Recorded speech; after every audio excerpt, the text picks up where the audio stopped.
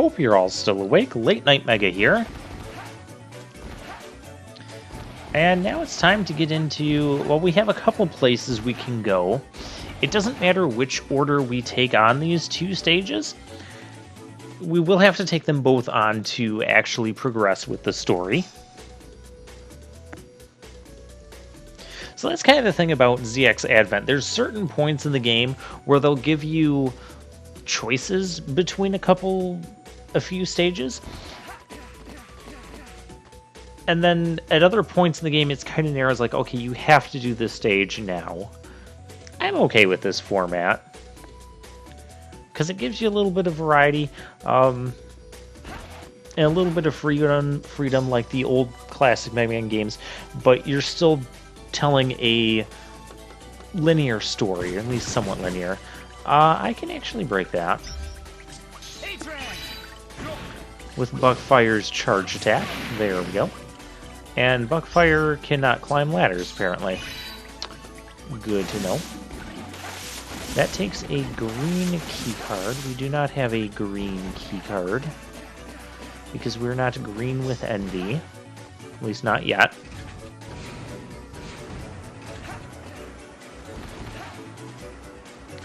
And we have... his name is Owl. Who names their kid Owl? Then again, who names their dog Shoe Puff and Bevel? This is the Arctic Ice Flow. That'll be the stage we take on today. But first, let's show off what else we have over here. We have... I can't hit that thing. We have to hit that thing and it will set off chain reaction and blow up all the stuff, and hooray. We don't have a way of hitting that yet.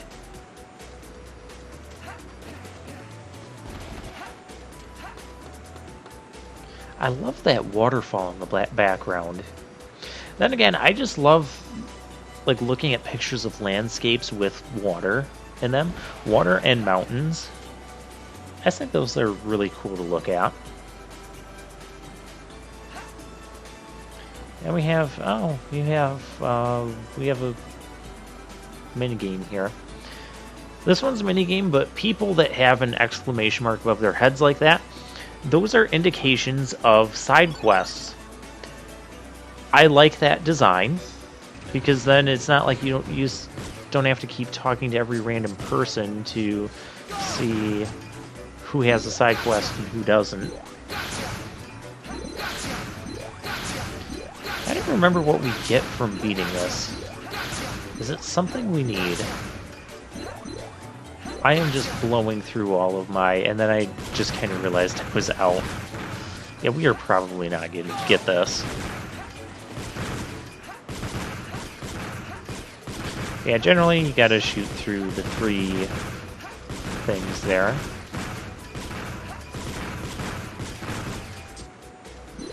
I think there are some ways to cheese this when we get later in the game and we get some certain powers. And we need this again.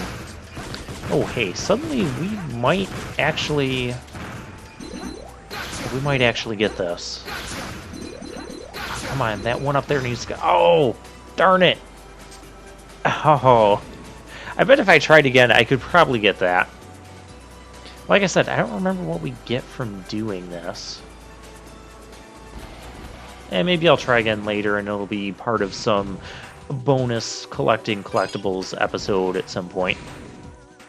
And that's the Tower of Verdure. It's a really difficult level. And it's not like going to the Arctic Ice Flow first is going to make the Tower of Verdure any easier for us. We don't have a sub-tank, or actually we do have a sub-tank here, but you're going to see that we can't pick it up yet. And we don't have a life up here. We have a life up in the Tower of Verdure. If you're playing on hard mode, you don't have either of those things available to you, regardless of what you do. So in hard mode, it really doesn't matter. But the boss that we have in the Arctic Ice Flow, is one of my favorite bosses to fight in the game. So naturally, I'm going to go after him first.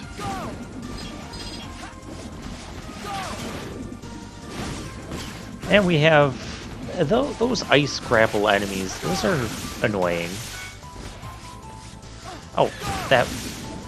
I knew that was going to happen. I knew he was going to flip up. Because I played this game many times before. It's just, I didn't stop in time. Oh, I didn't get that in time either. Do I need to... Oh, there's a thing up there. How do I get that? I don't know if I'm going to collect all of the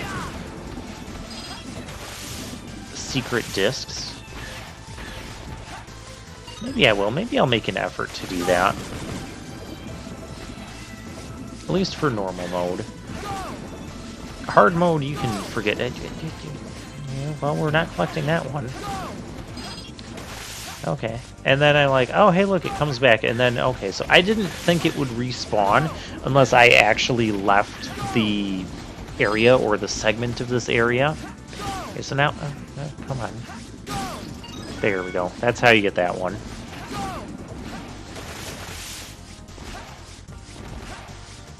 And I think, ew, oh, that was close. I can fix this. You can't actually climb the ice blocks. That's what's difficult about this. It makes sense, though. But how we're going to do this, we're going to do it this way.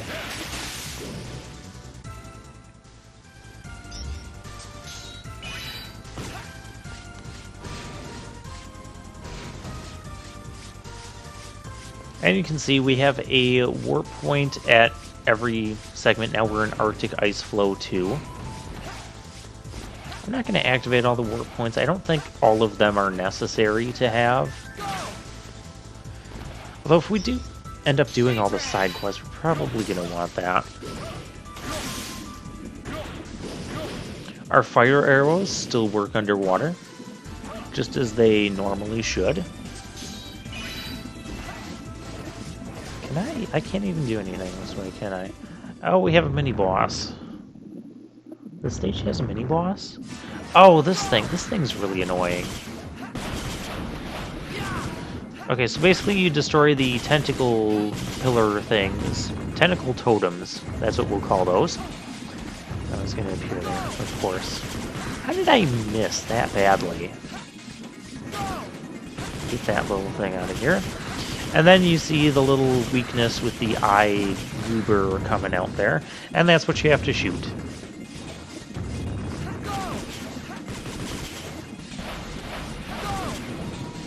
Those missiles take more than just one regular shot to destroy, so try and catch them with a charge shot, or catch a couple of them with a charge shot and just dodge the other. Oh, okay, this is annoying. Yeah, this is going poorly. Didn't even get... Yeah, you have to kill all of the tentacle totems there. And then the mini-boss will appear where you can damage it. And those little things want to explode. Don't waste your time trying to destroy all three of those little things. It's not worth it. Just destroy the one that's closest to you.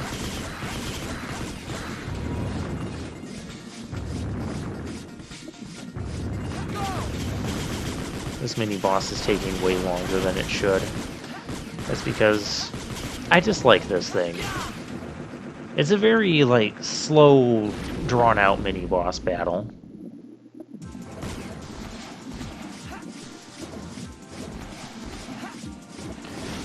Okay, the path down to the right there we can't do anything with. That we can't do anything with, but... Yeah, hey, let's get out of here.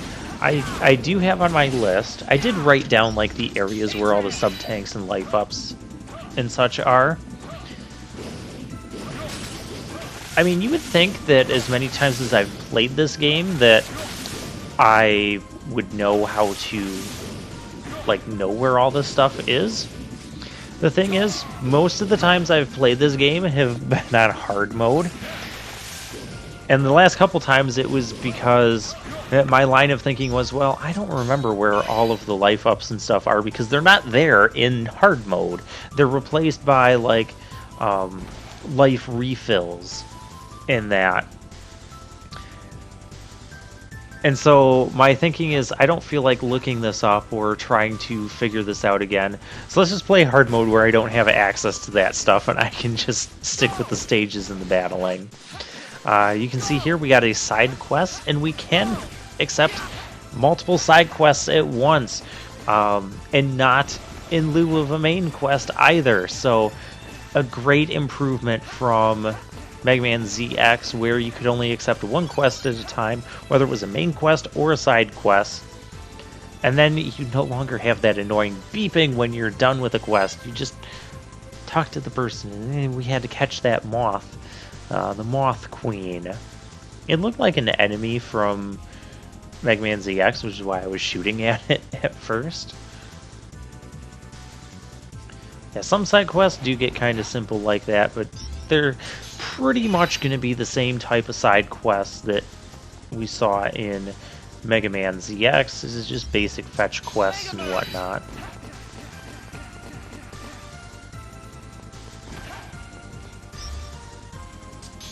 And we need a power that we're not getting for much later in the game to get that energy disc. Energy disc? Secret disc. That's not the first time I wanted to call them energy discs in this episode either. I wanted to call them energy discs the first time. I'm like, no, it's a secret disc.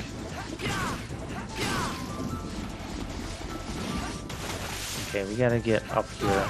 I'm just trying not to go into... what's his name? Bugfire if I don't have to, but apparently I have to. So let's just embrace this, let's destroy the stuff, and hey, get rid of him.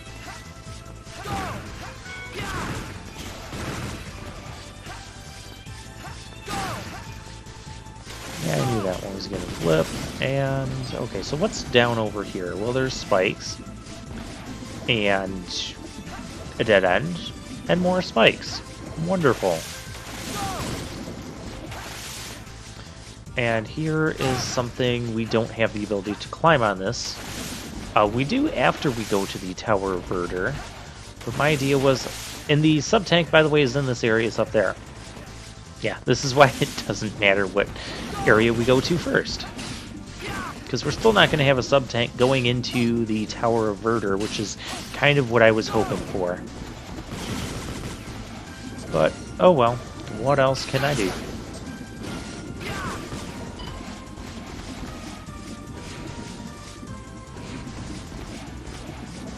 And you know what, I'm actually going to activate this warp point, so that way when I'm ready to get that sub-tank, I can just take a transserver and warp to that spot, and then I don't have far to go. But then I do have far to go to get back to another warp point, or save point. That's the only downside I can think of, biggest downside I can think of in Mega Man ZX Advent. Also, those things are back. I was hoping they wouldn't be back. Hey, cut that out. I don't have a way to split those big weapon energies. You can split them. You just need to hit them with a sword attack. Nothing I have uses swords yet. So I can't split that and use that trick that I was using in Mega Man ZX, where I could take unneeded weapon energy or unneeded large energy crystals and whatnot and split it into small life energies and energy crystals and things like that.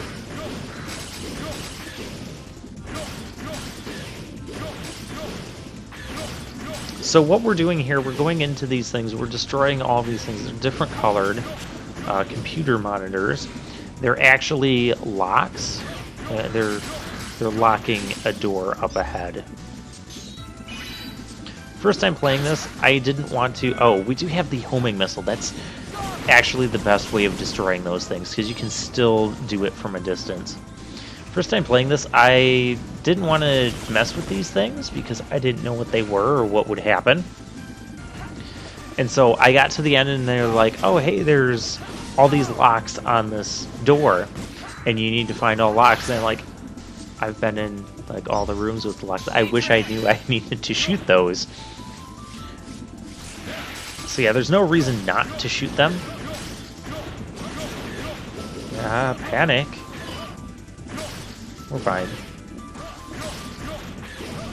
His wall jumping as Bugfire just, it does not work as well as I would like it to.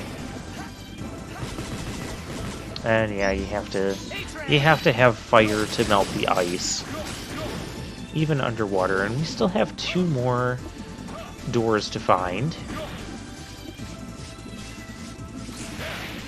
Those other blocks, you see those yellow blocks with the purple electricity going through them.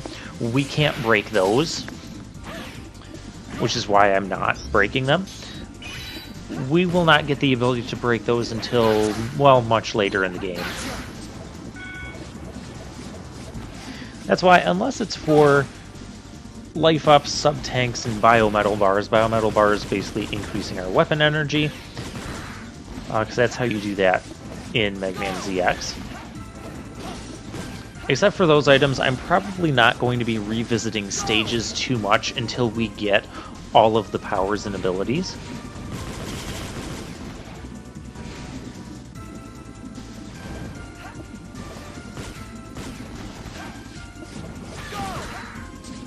Just because that does not seem productive.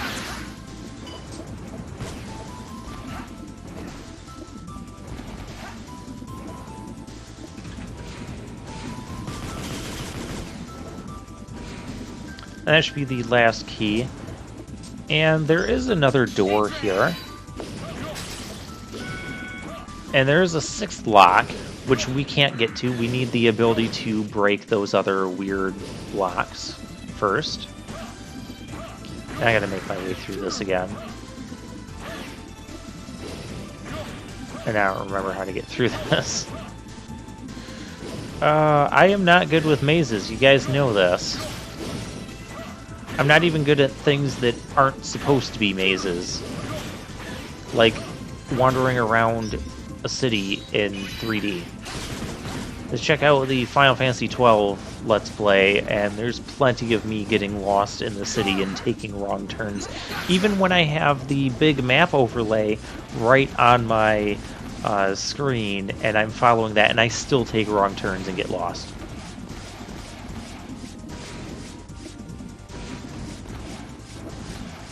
And we're at the boss. That's awesome.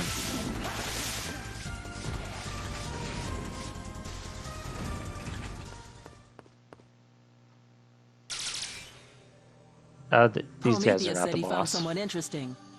I came to see who it was. Thetis, he's nothing more than a kid, like you.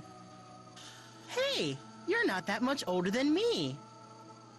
Well, what is it with you people? Mega Merge!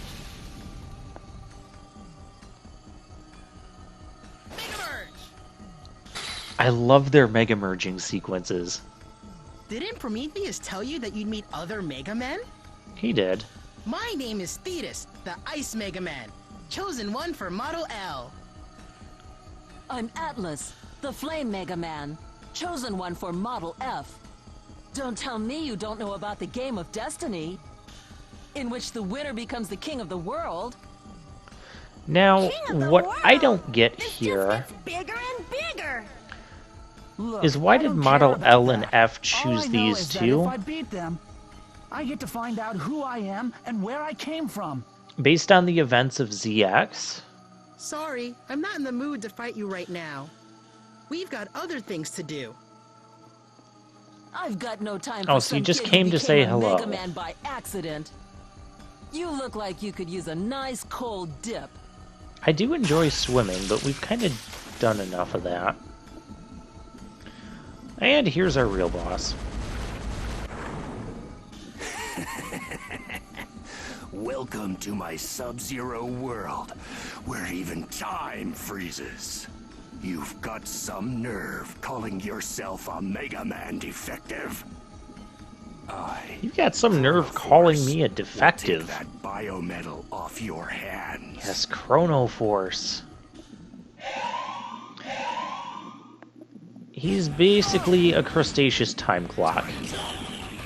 Yeah, time's up. So what he does is he slows down your movement, but not his. And you can only hit him, you have to hit him on his, like, underbelly or under the yellow spot on his head. And you can see as long as you got those ice crystals going on in the back, where movement is back to normal. Now, if you're playing this in hard mode, and you'll see it when we get there, your battle with Chronoforce, you will always be moving slow for the entire battle. So yeah, I got really good at learning how to dodge this. In this attack, it looks really complicated and tricky to dodge. It's actually really easy. Just stay on the bottom and just walk in motion with the way it's going. I'm pretty sure he moves a lot faster in hard mode too. But the general gist of how we're avoiding these attacks is how you avoid them in hard mode. Oh, hey there. Oh, this attack. How about no? He launches 5 ice crystals at you in those directions.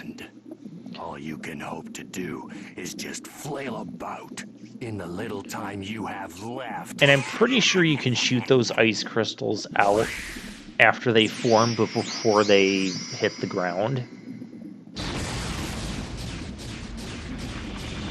Well, we're not going to get to find that out until hard mode.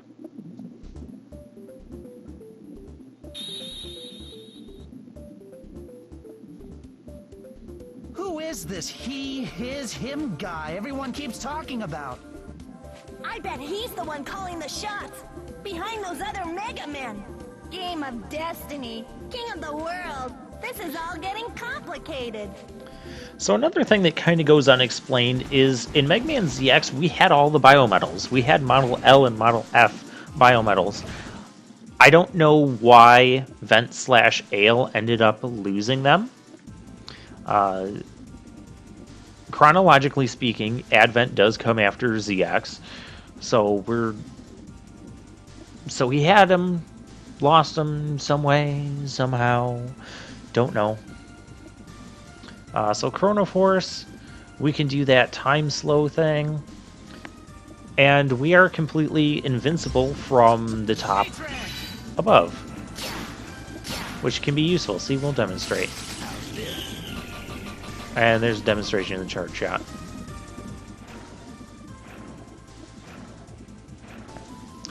And he's completely... You can't use this thing on land. You'll just sit there as a bump on a log. But actually, there are a couple of uses for Chronoforce on land. I use it in a couple instances. I don't remember exactly where in the game. But I do use it in a couple instances where I morph to him to avoid damage from a certain attack, and then when that attack is done, I morph back. Because you would have to be hit from under your belly. And the attack I'm avoiding is coming from above, so it can be really nice in those situations. And we get back to here, or I shouldn't say back to here, we've never been here yet, but we come here. And we need, as you can see, we need 3 elemental switches.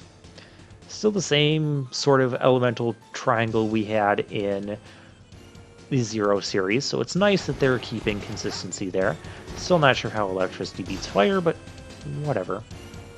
And this is where we go to... Yeah, we don't have the ability to climb the poles, so I'm not even going to bother with this yet. Alright, I will see you guys next time then, and we'll take on the Tower of Verder.